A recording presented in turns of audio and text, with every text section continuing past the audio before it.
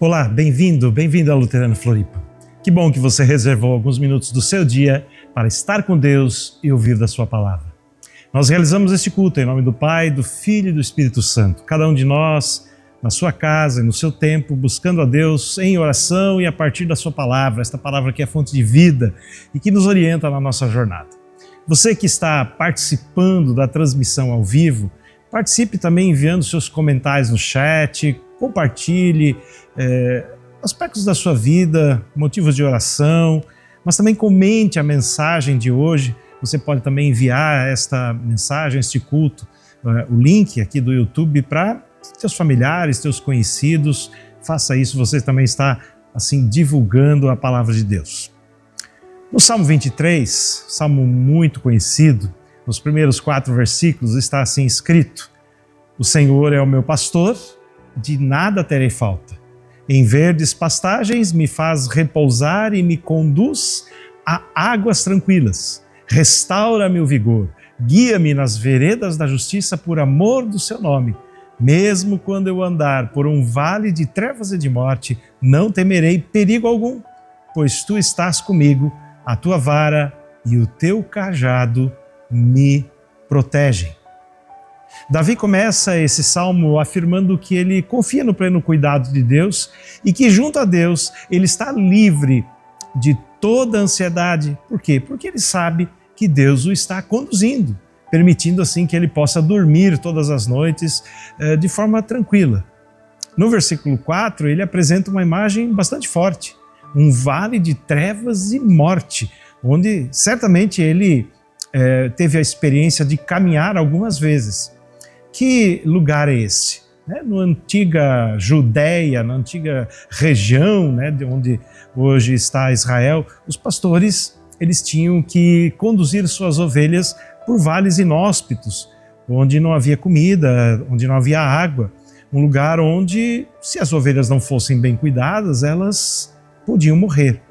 E essa imagem que mostra, que Davi usa, e que mostra que eu, que você, que a gente não precisa temer a morte. Por quê? Pois mesmo nesse lugar no qual todos nós transitamos em algum momento da nossa vida, Deus quer nos conduzir com a sua vara e com o seu cajado. Instrumentos que os pastores usavam para conduzir as suas ovelhas.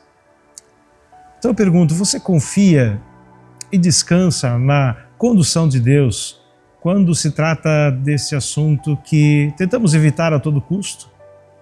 Como tem sido a sua experiência do cuidado e do consolo de Deus quando você se depara com o luto, com a perda de pessoas queridas? Eu quero convidar você a me acompanhar num momento de oração. Senhor, Tu conheces o nosso coração, Tu sabes melhor do que nós os nossos medos, nossa angústia. Ó Senhor, às vezes nos falta confiança, às vezes nos falta buscar a luz da Tua palavra.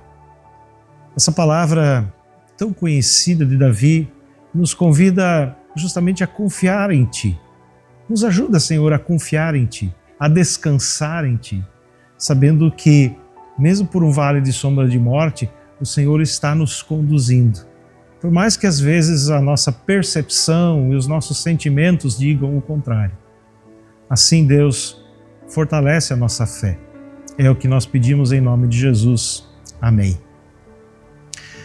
Antes da mensagem de hoje, nós vamos ouvir uma música que fala sobre justamente esse cuidado de Deus. A letra da música diz: Por Tua mão me guia, meu Salvador.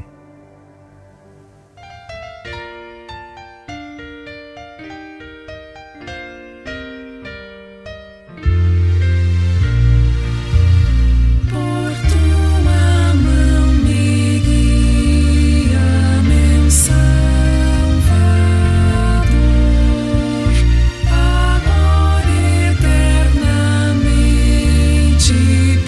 teu amor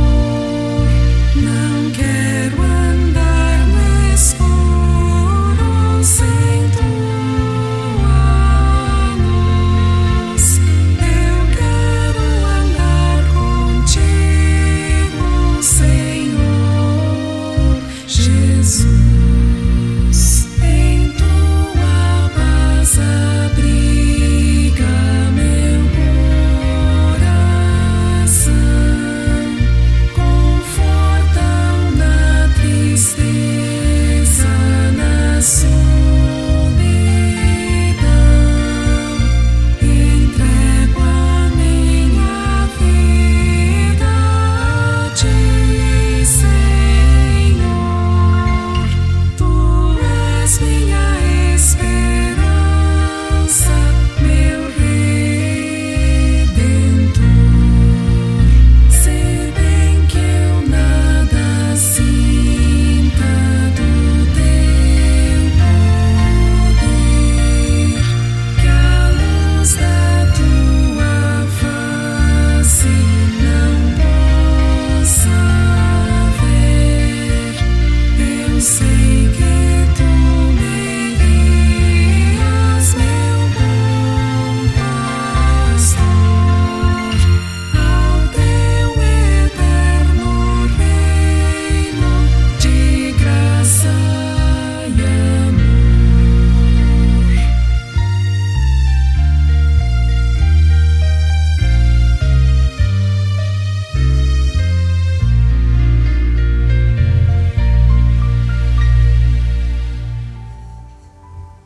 Bem, se a vida é marcada por incertezas e imprevisibilidades, a realidade da nossa finitude é uma das poucas certezas que nós temos na nossa vida.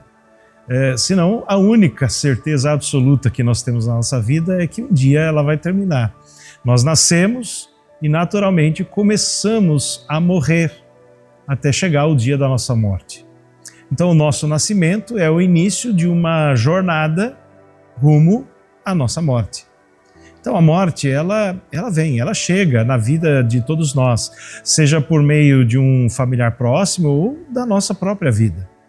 E ela pode vir de forma inesperada e repentina, como também de uma forma anunciada, aliás, e mais vagarosa. O fato é que ela faz parte da vida, assim como o nosso próprio nascimento. E aí, como seres humanos, nós temos essa consciência, né? Essa consciência da finitude da nossa própria vida. E talvez seja justamente essa consciência que provoque tanta inquietação, tanta ansiedade na vida de tantas pessoas.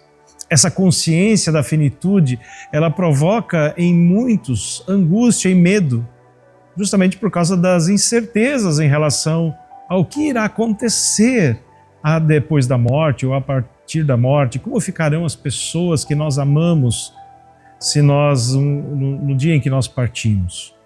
Então, da mesma forma, a perda de pessoas que nós amamos pode gerar uma crise emocional por causa do desequilíbrio, o desequilíbrio entre a necessidade de ajustamentos que a falta daquela pessoa que faleceu ocasiona, e por outro lado, a disponibilidade de recursos pessoais que essa tarefa de ajustamento traz para qualquer pessoa que passe por essa perda, né, de alguém com quem a gente tem um vínculo afetivo mais intenso.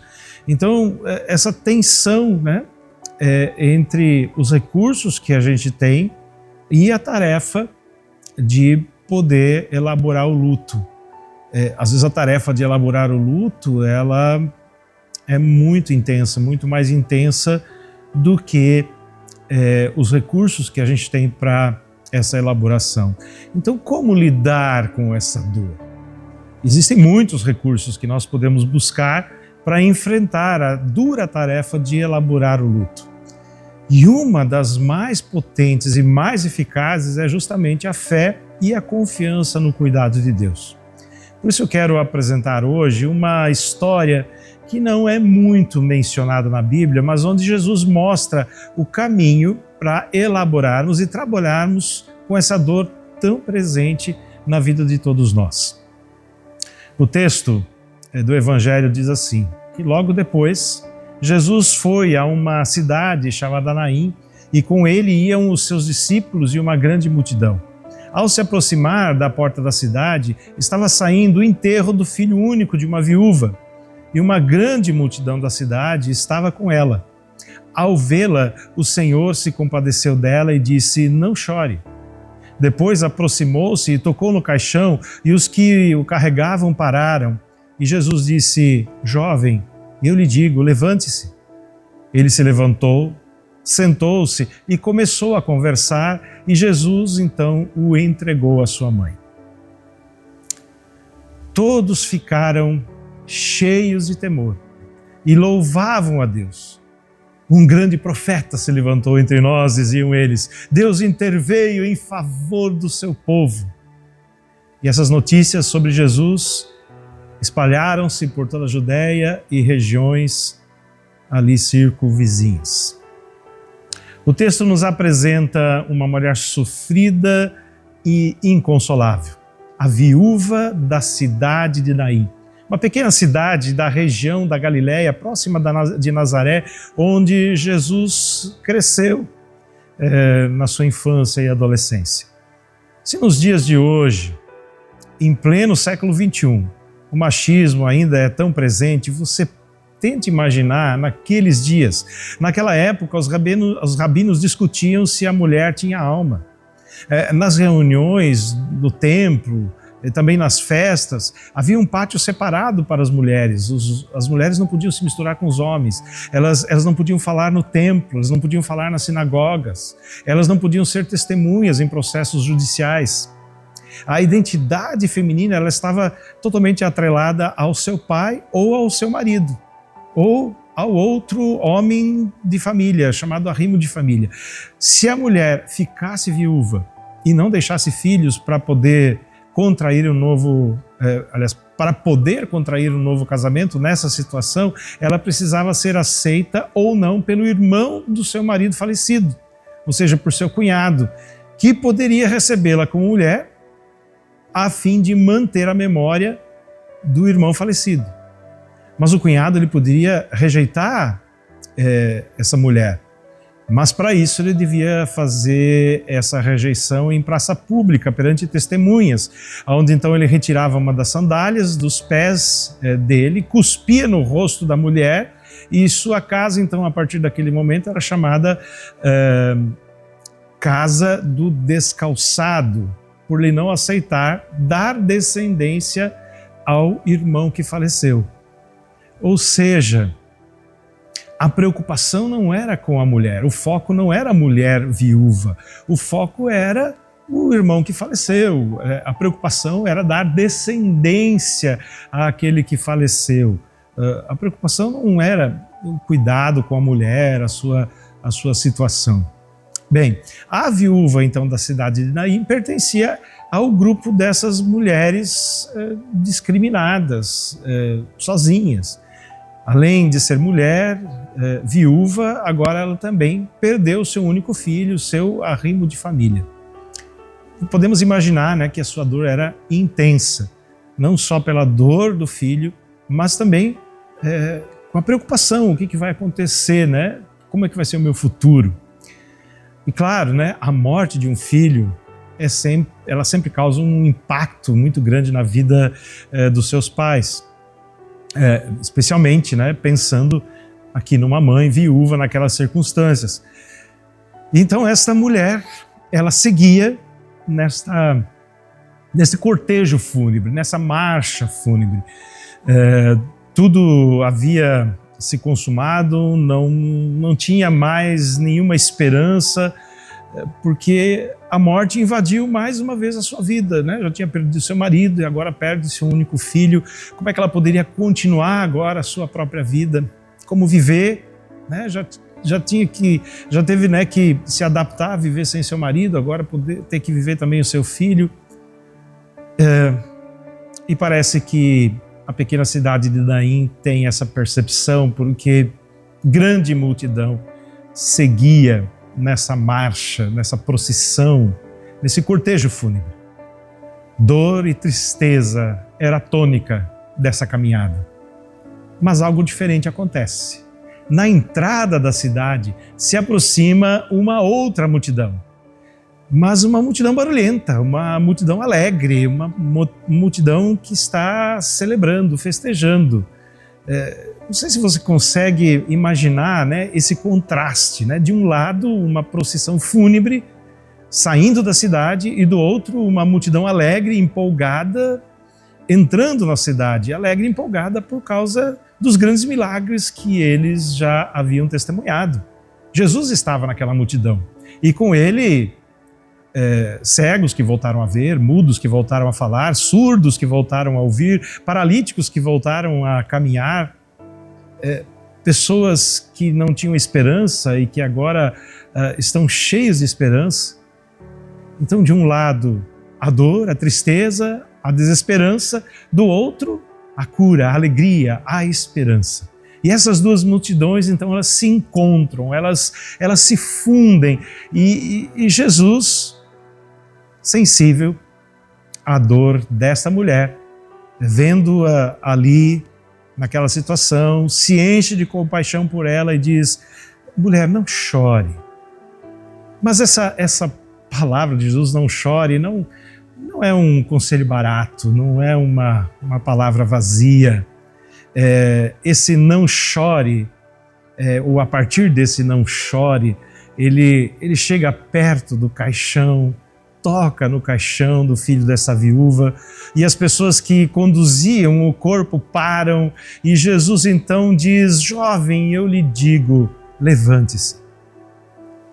E a partir desse momento, a morte ela é tragada pela vida, a tristeza é tragada pela alegria, o sofrimento ele é tragado pela esperança, e a dor de quem sofre a perda de um filho, ela é eliminada.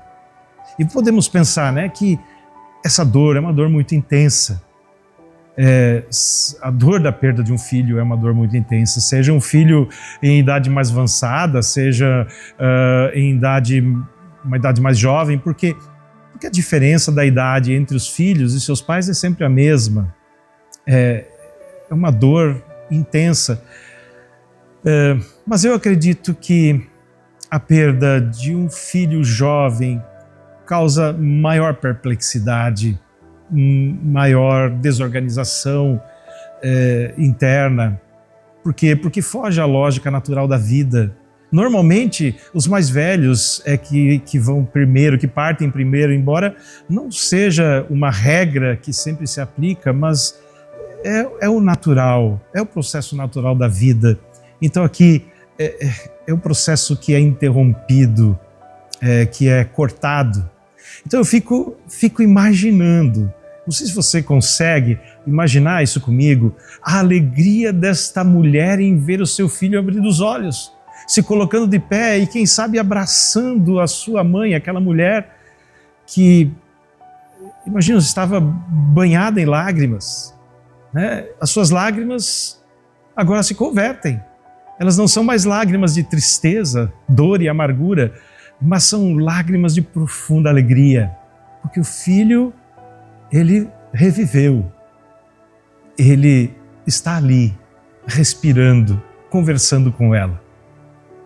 Claro que essa história não fala de uma ressurreição definitiva.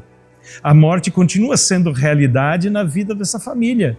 Esse jovem talvez tenha vivido muitos anos, mas com certeza ele envelheceu e morreu alguns anos depois, assim como esta mãe. A morte também continua marcando a nossa existência, mesmo que nós tenhamos a nossa vida firmada na fé em Jesus.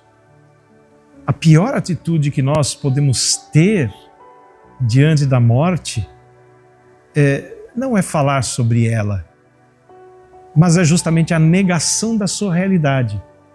É uma realidade dolorosa, sim, algumas vezes bastante traumática, mas é uma realidade que nós precisamos acolher, entender, significar.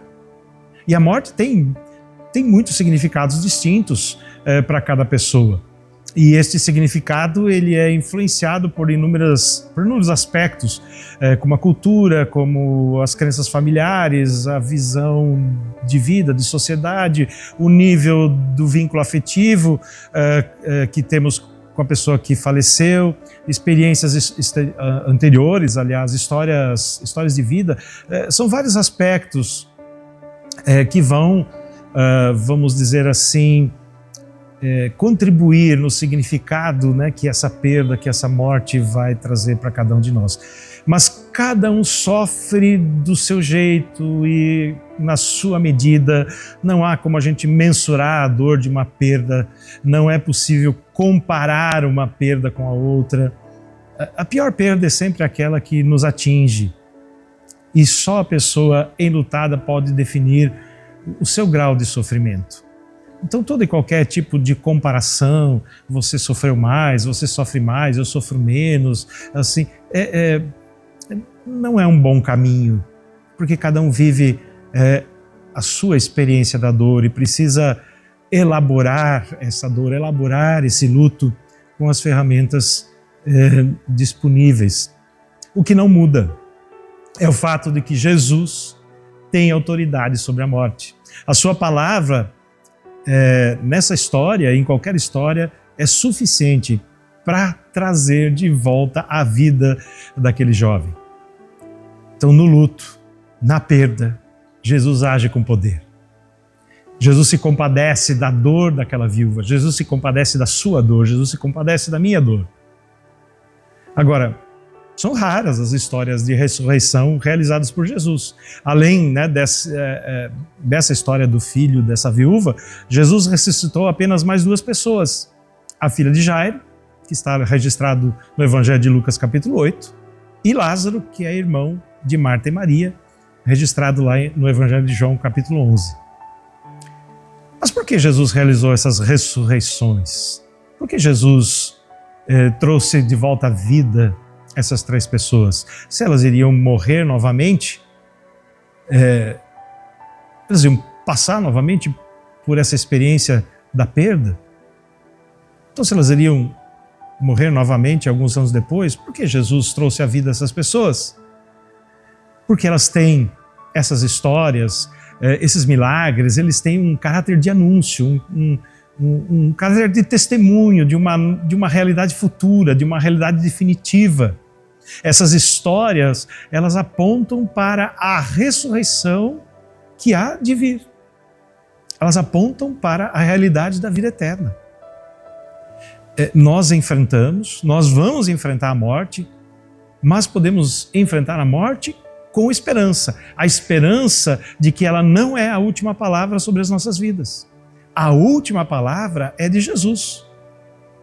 Quando Jesus diz, eu sou a ressurreição e a vida. Aquele que crê em mim, ainda que morra, viverá. E quem vive e crê em mim, não morrerá eternamente. Sim, a morte invade as nossas vidas. Ela arranca quem amamos. Ela nos lembra da nossa limitação, da nossa fraqueza, da nossa finitude. Ela nos deixa órfãos, à espera de quem sabe, reencontro. Mas a esperança cristã nos chama a levantar os nossos olhos e a reconhecer o poder de Jesus que vence a própria morte. Jesus se apresenta como a própria ressurreição e vida. Ele não apenas ressuscita os mortos, mas ele também oferece vida eterna àqueles que nele creem. Nesse mundo que é tão marcado pela incerteza e pela finitude, a mensagem de Jesus, ela nos oferece esperança, ela nos oferece consolo, vida. A promessa de vida eterna em Jesus nos capacita a enfrentarmos os desafios da vida com coragem, com confiança, sabendo que a morte não é e não tem a última palavra. O Evangelho, ele anuncia o fim da morte física e espiritual. Ele anuncia a vitória final. O Evangelho aponta para o cumprimento da promessa de Deus. Para nós, a morte não é o fim. Em fé, nós confiamos no poder de Cristo sobre a morte. Ele tem a última palavra.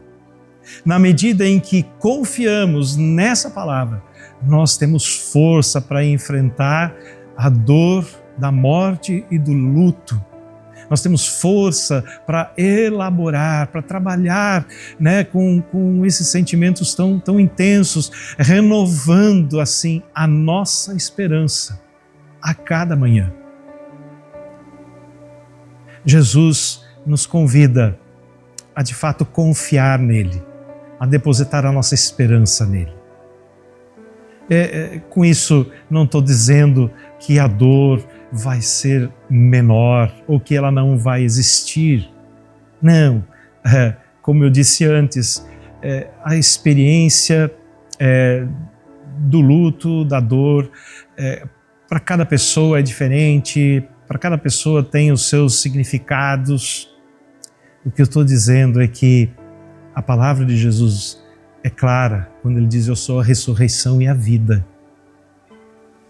Que você possa crer, que você possa confiar nessa palavra, porque essa é uma ferramenta poderosa que nos ajuda a olhar para a nossa própria finitude e que nos ajuda também a elaborar as perdas que nós vamos vivenciando ao longo da nossa vida. Jesus é a ressurreição e a vida. Vamos orar? Senhor, obrigado por esta palavra. Obrigado porque nós não estamos sozinhos, nós não estamos sozinhas nessa difícil tarefa de lidar com o luto, com a nossa finitude. Ó Deus, fortalece a nossa fé, renova a nossa esperança e que essas histórias, mas especialmente que essa palavra, onde o Senhor diz que Tu és a ressurreição e a vida e quem crê em Ti, ainda que morra, viverá, possa fortalecer a nossa esperança, alimentar a nossa fé e que possamos assim trilhar as nossas difíceis jornadas com confiança. Assim, Senhor, nos ajuda, nos fortalece. É o que eu peço em Teu nome, Senhor Jesus. Amém. Nossos cultos presenciais continuam ainda na próxima semana, às 9 horas e às 20 horas. Mas a partir de março, nossos cultos voltam para as 19 horas e também volta o nosso culto às 11 horas.